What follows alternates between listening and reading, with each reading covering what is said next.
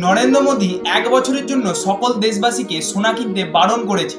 যদি 1 বছর সবাই সোনা না কেনে তাহলে কি হবে? তার আগে বুঝতে হবে যখন আমরা সোনা কিনি তখন কি হয়।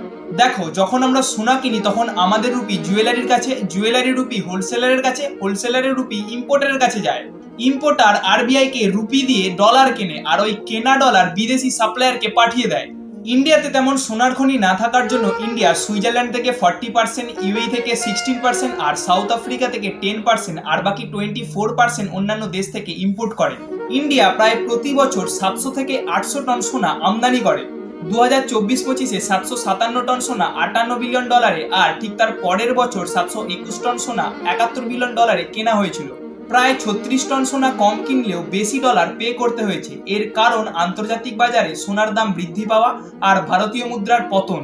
ভারত যদি 1 বছর সোনা না কেনে তাহলে প্রায় 6 লক্ষ কোটি টাকা বাঁচানো সম্ভব হবে।